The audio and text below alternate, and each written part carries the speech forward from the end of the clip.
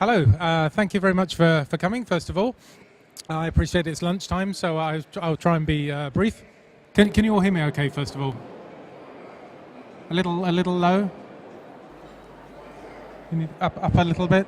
Better? Okay, I'm taking my cues from this gentleman at the back here. Brilliant, so first of all, I sort of apologise for the non-snappy title of the presentation, but I thought it was quite short when I did it. And also apologise for the three rather obvious questions on there, because how engaged are your customers? Maybe you know, maybe you don't know. How do you know? You just know, right? It's one of those things. But hopefully, as we go through this, I'll show you some more objective ways of measuring that, and more importantly, what you can actually do with that information. And why should you care, of course? The short answer is because it's good for your business, whatever your business is, but we'll delve into that in a little more detail as we go through. So first of all, I'll talk specifically about email because we're a sign up to an email service provider, but this is sort of equally applicable to other areas too. If you're involved in email in any shape or form, you've probably come across statistics like this. So these are opens, click-throughs, click-through rates, and unsubscribes. Now, these give you some measure of how engaged people are with your email campaigns, but it doesn't give you a huge amount of detail. And it varies from sector to sector. On here, you can see the various 25 sectors that we monitor. And what it does tell you is that approximately 75% or plus of the emails that you will send will never be opened. And almost 96% of the emails that you send will never be clicked. Now, they're not our averages. Our averages are slightly higher than that, but they're the DMA averages. And that, to me, tells me that the vast majority of the emails that we as marketers are sending are not engaging to our customers. So our customers are not actively opening them, they're not clicking through to them. And why people think that 20% open rate is good, I have no idea. But to me, that's not a good statistic. So let's look a little bit more about that. I first of all, what is engagement? So I typed engagement into a very well-known search engine, and I got about 300,000 hits on wedding rings and things like that. So that's fine. If you look in slightly more detail about what we mean by customer engagement, this is, you start hearing the same sort of things as you do for emotional engagement, that it's about a pledge or an obligation or some sort of state of interlocking with your customers. And when you look at that in terms of a brand, this is about bringing customers close to your brand and developing a mutually interactive relationship. This is easy to do, of course, if you're meeting with people, but through email medium, this is actually quite a difficult thing to do. You're never meeting these people, and you probably know that you've got emails from various people, you get the wrong end of the stick and so on. It's not an easy thing to do.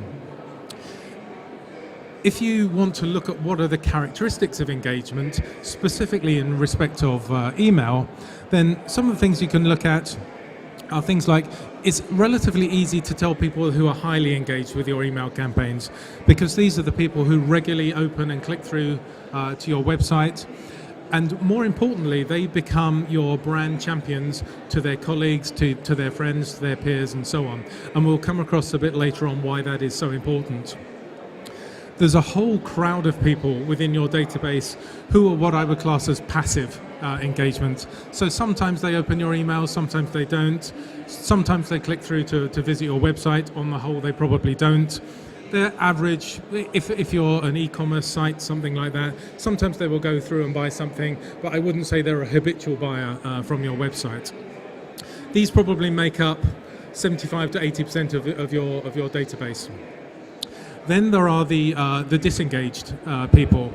These are the people that habitually delete your emails, they don't read them, that you've got no regular purchase history with them, they don't go through and buy, they probably don't recommend you to their peers and their colleagues. These are what I class as the sort of disengaged people. And then, of course, there's the people that are you've lost out of your system. So these are the people that ultimately they will have unsubscribed.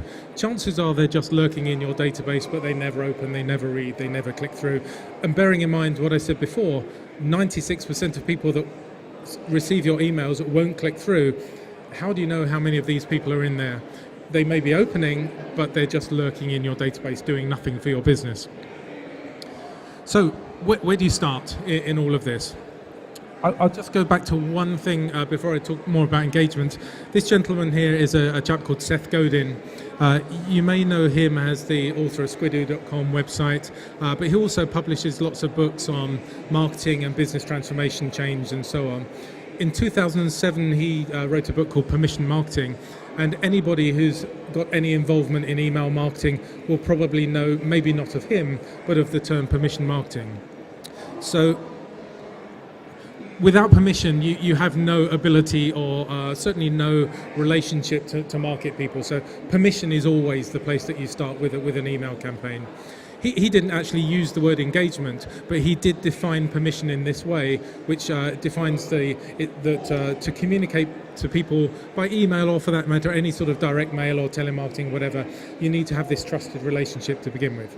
So that's a slight digression, but that's ultimately where you start. So I come back to engagement again. I said at the beginning, how engaged your customers and how do you know? You sort of know, right? Maybe you do, maybe you don't. But you can, of course, observe their character behaviors, these people that open and click and so on, the people that are disengaged. But what you really want is a more quantitative measure of engagement. And for reasons that I'll come across, this is a quite difficult thing to do.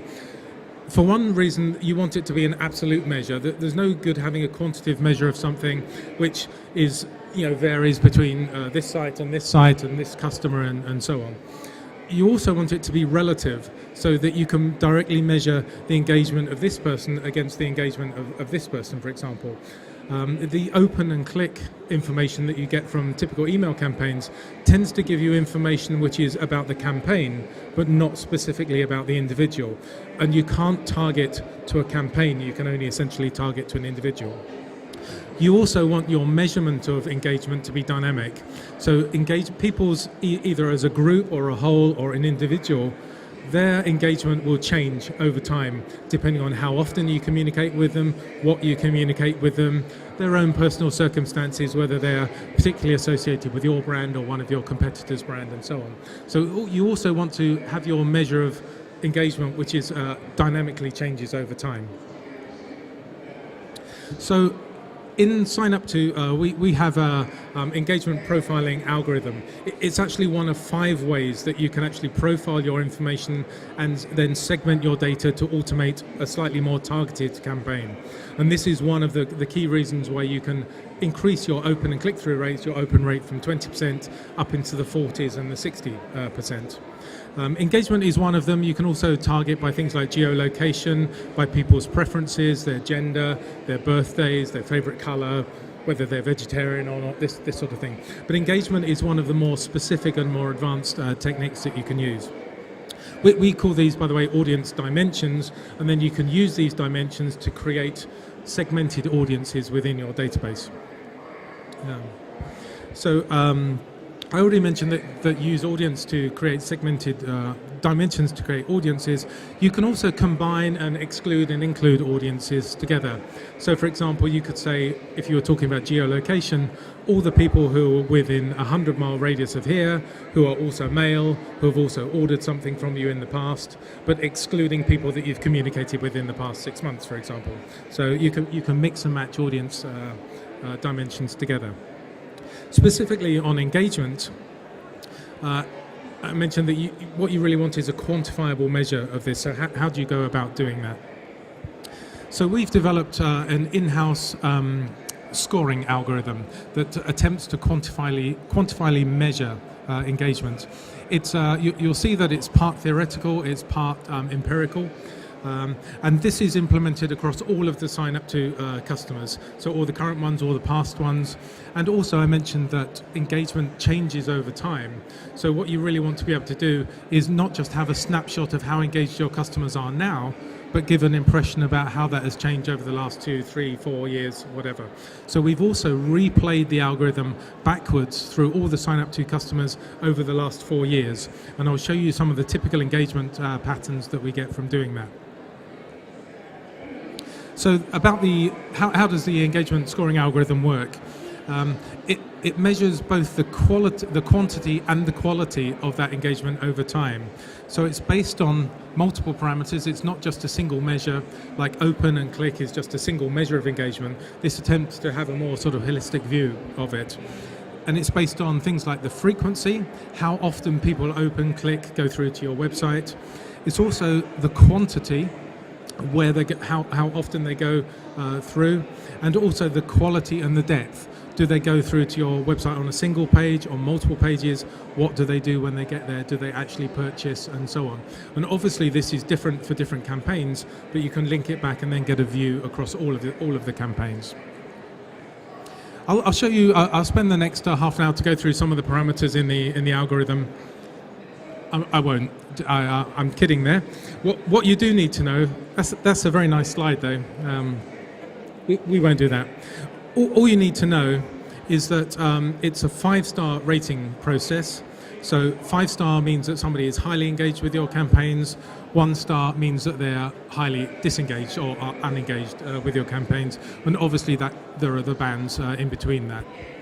There is also a null rating. So when somebody first signs up to receive your newsletters or your email promotions, they're automatically assigned a null rating, which means that we don't yet have any data about whether they're engaged or disengaged.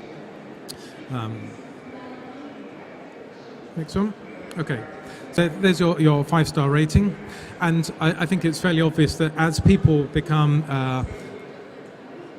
as they exhibit behavior which is classed as engagement, their engagement score will increase, and as they become exhibit behavioral characteristics which are disengaged, their score will progressively change downwards in a negative way.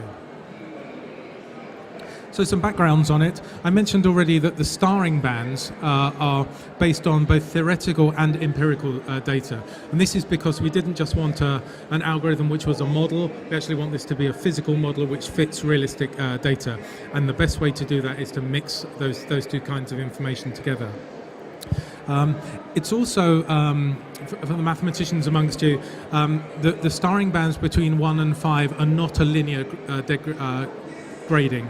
And this again fits empirical data better if you can do that. So things which are classed as positive engagement automatically pick up a positive increment from 1 to 5, and these are things like people who open the emails, people who click them, if you forward it to a friend, or if you go through to a website to complete some sort of action. It could be to download a report, or it could be to make a purchase, something like that. And each of those types of behavioral characteristics are assigned a different weighting. Some of them may take you up a whole grade from 1 to 2, for example. Some of them may take you up half a grade or something like that. So they're not all equal depending on their level of importance.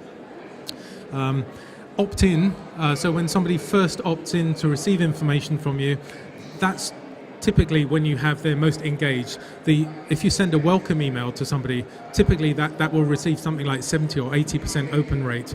So that's the time when you have the real attention of people, and it's another presentation for another time, but that's how you can really grab people's attention. So opt-in is considered as a really positive engagement characteristic, and that will actually take you up 2 stars in one go. Some more background. If people have multiple interactions with a single campaign, that is classified as a very positive characteristic. So again, you will gain additional engagement points for doing that. If people remember right back at the beginning I said there were these sort of people who are passive, so they sort of engage, they sort of don't engage, sometimes they click through, sometimes they don't. People who are in the passive category over a long period of time, that's actually classified as a negative characteristic. So they're not actively engaged, they're not disengaged, but they're over time, if they don't engage, then their engagement score will progressively go down. And non-engagers, if they actively disengage, then their score will go down more rapidly over time. And so habitual non-engagers, especially those who are unsubscribing, for example, I guess unsubscribe is the ultimate I'm disengaged with your brand, so they will decay somewhat rapidly out of your database, or at least in the starring rating in your database. So what are the advantages of doing this? Firstly, I already mentioned that engagement is a sort of a somewhat abstract concept. So what this allows you to have is a quantifiable measure, which is not just based on a single parameter. It's like a holistic overall view of how engaged people are or aren't. It's also a multi-parameter thing. So again, this is not giving you a one-time measure. It's giving you a sort of much more balanced view based again on theoretical and empirical data. One of the beauties is that once you've set this up, it automatically carries on. So as your campaigns are executed, this measures the engagement of individuals across all of those campaigns, across all of history. And I mentioned for the sign up to customers, we've actually backplayed it as well to give a history for historical campaigns. The results are dynamic, which means that as you issue new campaigns to people, the results of those are automatically built into the engagement scoring. As a user, you don't need to do anything to do that. And as I mentioned as well, you can also include legacy data. So if you're switching data from one system to another system, or if you've been a sign-up to customer for a while, we can replay your data back to give you not just how engaged your people are now, but how they've interacted with you over the past. We've actually replayed it back for the last 5 years.